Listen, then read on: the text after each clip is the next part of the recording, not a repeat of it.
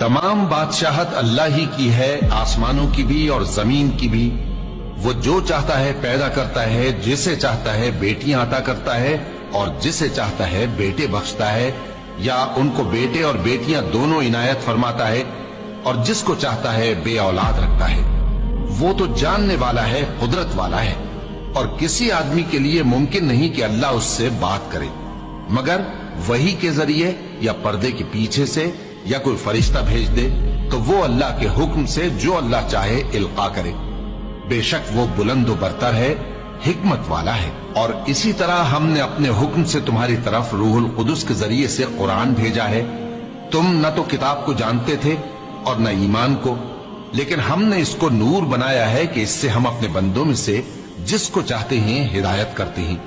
और बेशक ए नबी तुम सीधा रास्ता दिखाते हो, यानी उस अल्लाह का रास्ता जो आसमानों और जमीन की सब चीजों का मालिक है।